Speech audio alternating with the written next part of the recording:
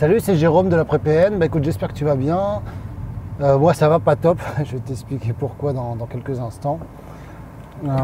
Déjà la vidéo des phylogènes, là j'ai fait une petite réponse à mon humble niveau, mais qui est, je crois pas terrible parce que je me suis repris à 2 fois, ça aurait pu être beaucoup mieux, mais j'ai besoin de me positionner parce que ça fait vraiment écho à ce que j'ai subi comme beaucoup d'entre nous ont vécu. Le fait que ça soit pas reconnu par les médicopsies et que tout ça soit noyé dans un système où on passe pour des personnes qui ont l'air un peu bizarres, un peu fous peut-être, je sais pas. Plutôt comme du délire, tu vois. Parce que pas mal de personnes ne peuvent ou ne veulent pas y croire, tant que c'est pas certainement prouvé scientifiquement. À propos de ça, j'ai une abonnée qui m'a envoyé un message avec qui j'ai échangé. Alors il faut que je lise l'article, mais comme quoi ça peut être prouvé au niveau des IRM, au niveau d'une image cérébrale. Et ça, je trouve ça hyper intéressant et probablement peut-être dans les années à venir, il y aura des progrès sur ces domaines-là. En tout cas, je ne voulais pas parler de ça, je voulais te parler que ce matin, le hamster de mon fils est mort. Voilà, c'est vraiment une date que tu peux marquer dans ton calendrier et chaque année on va commémorer son décès. Voilà, je compte sur toi. Bon, évidemment là je déconne, mais effectivement il est mort et en fait ça me rappelle 2 trucs. Quand j'ai envie de te partager 2 choses. Le premier c'est le rapport du pervers narcissique aux animaux et ça m'a rappelé des choses. J'en parlerai certainement après, mais surtout ma réaction, ça a été que je me suis mis vraiment à pleurer, tu vois. Voilà, en gros, je t'explique, mon fils, il est en vacances avec sa mère, qui est une personne narcissique, comme tu sais. Et en tout cas, une personne toxique, on va arrêter de dire le mot pervers narcissique. Et mes parents, voilà, le hamster, moi je suis en travaux, donc il était chez mes parents, c'était plutôt ma mère qui s'en occupait. Et moi, je l'avais 3 semaines à garder. Mais comme je suis toujours à gauche à droite, là ce matin il est mort et je me suis mis vraiment à chialer, quoi, tu vois. Et je me suis dit, je m'en suis mal occupé, je ne l'ai pas sorti. C'est vrai qu'à un moment donné, je l'ai laissé 3 jours, il avait maigri, donc je lui ai redonné à manger, voilà, je culpabilise, voilà. Je sais que pour ce petit hamster, pour mon fils, c'est important. Je crois que ça fait un peu écho aussi, enfin tu vois, indirectement j'avais une chienne qui est morte, elle avait plus de 20 ans et elle est morte quand j'avais 25 ou 28 ans par là. Et aussi, ça me rappelle ça, que j'ai pleuré à ce niveau-là.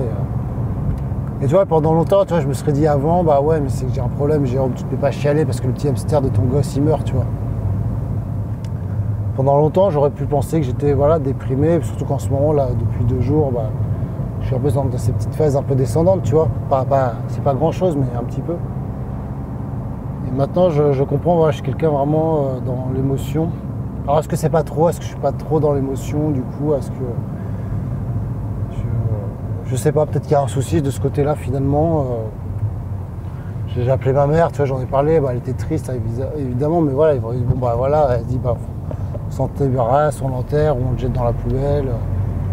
Et voilà, je me dis, mais moi, pourquoi je pleure comme ça? Et voilà, c'est passé, tu vois, la tristesse est passée, mais... La seule explication là que j'ai pour moi, c'est que c'est l'hypersensibilité, tu vois, c'est que trop d'émotions d'un coup et que je sais que ce petit animal, mon fils, il commence à s'en occuper, il commence à dire que c'était le papa. Tu vois, alors à un moment donné, il l'avait mordu, alors il s'en était méfié, mais il avait rattrapé la confiance. C'est bon, là, il s'en occupait. Et j'ai ce fort sentiment de culpabilité, tu vois, c'est ma faute, il est mort. Alors que c'est probablement faux, tu vois, je sais pas de quoi il est mort, il était peut-être malade. Certes, il avait pas mal grossi, donc à un moment donné, pendant 3 jours, j'étais pas là. Mais voilà, j'arrive pas à me loger, je me dis, la maison et les volets fermés, tu vois, j'aurais dû ouvrir les volets, peut-être la lumière du jour, ou sortir un peu, enfin...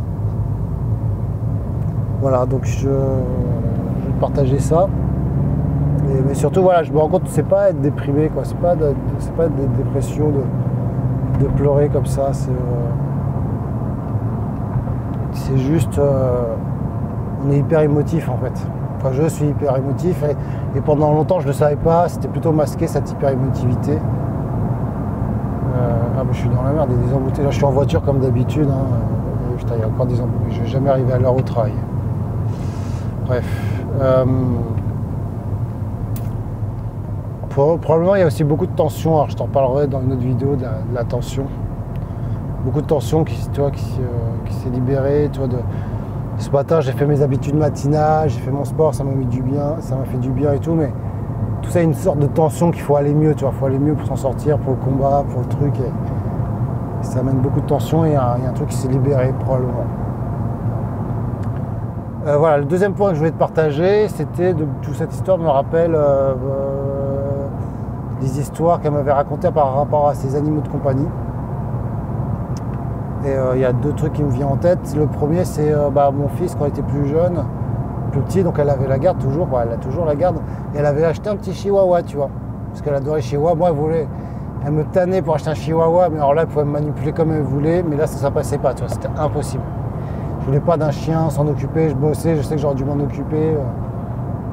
Comme quoi, c'est vrai qu'à partir du moment où c'est une niette pour toi, où des fois le père narcissique elle avait changé de comportement, elle était horrible, elle était chiante, mais c'est vrai qu'au bout d'un moment, s'il sait qu'il ne peut pas te manipuler, il n'insistera pas. Tu vois. Mais du coup, voilà, elle se retrouve séparée, elle a un autre conjoint, donc un petit chihuahua, tu vois. Et ce qui s'est passé avec mon fils, c'est qu'il s'est bien entendu avec ce petit chihuahua, tu vois.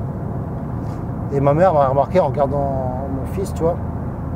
Parce qu'à un moment donné, il n'allait pas très bien, tu vois, mais ce petit chien, ça lui apportait beaucoup, tu vois. Mon fils, il avait un contact avec ce petit chien, il s'en occupait, lui donnait à manger et tout. Qu'est-ce qu'elle a fait? Elle s'en est débarrassée, tu vois. Et elle lui a dit, elle s'en est débarrassée, elle lui dit, ah mais elle faisait pipi partout. Il m'en parle encore, hein, tu vois, il avait peut-être 3 ans, 4 ans, à 6 ans, il m'en parle encore de son petit chien. Et en fait, c'est un peu, tu vois, le petit chien, s'il fait pipi partout, on s'en débarrasse, tu vois. Je trouvais ça très dur, tu vois, et moi je suis là, je suis allé pour un hamster qui est mort, tu vois la différence. Et l'autre petite histoire que je veux te raconter, c'était autre chose, c'est une histoire qu'elle me racontait quand elle était plus jeune. C'est l'histoire qu'elle me racontait que quand elle était chez sa mère, elle avait un chihuahua. Mais en fait, son chihuahua, il est mort, tu vois. Et elle est très triste qu'il est mort. Et attends, écoute-moi bien. Et elles habitaient dans un appart où il y avait un balcon, et elle me disait, mon chihuahua, il s'est suicidé, tu sais. Il s'est suicidé, il a sauté du balcon, il est mort. Et tu vois, je vois son regard qui bouge pas, tu vois, toujours centré, qui bouge pas, un peu de haine et tout. Et moi, je sais qu'en fait, c'est elle qui l'a balancé, quoi. Alors, je n'étais pas là, je la connaissais pas à l'époque, mais je sais que ça, c'est du mensonge. Mais je sais que le chihuahua a existé, tu vois, et qu'il est mort. Et je suis persuadé que c'est elle qui a tué ce petit animal. Parce qu'un chien, ça ne se suicide pas, tu vois. Voilà, c'est ce qu'elle me disait, il s'était suicidé, elle était contente qu'il s'était suicidé, tout cas. Maintenant, je le dis comme ça, comme me le racontait, elle n'était pas contente, mais je sens que derrière ce regard qu'il y a une sorte de plaisir, ce désir de faire du mal et de tuer, tu vois. Et pour moi, c'est pour ça que j'ai beaucoup paniqué quand j'ai vu d'autres rapports de psychopathes, et des fois, peut-être il ne faut pas faire d'association, et j'ai fait des erreurs certainement, mais avec les animaux, ils peuvent, je pense, exprimer leur sadisme ou manipuler les autres grâce aux animaux, tu vois. Ce qu'elle a peut-être fait avec mon petit garçon, tu vois, c'est je te donne un petit animal, mais tu vois, il est passage, on s'en débarrasse. Donc toi, inconsciemment, qu'est-ce qu'il dit le cerveau du petit garçon? Il va se dire, moi, si je suis passage, elle me débarrasse de moi, tu vois. Je pense que ça amène des choses comme ça, tu vois, dans la psychologie, dans l'inconscient. Voilà, écoute, voilà pour une petite histoire d'animaux et de hamsters. Je te dis à bientôt, prends soin de toi et à demain. Et oui, une dernière chose, abonne-toi et active la petite cloche que je vais être en vacances et je vais faire une petite pause. Voilà, je t'en parle dans la prochaine audio.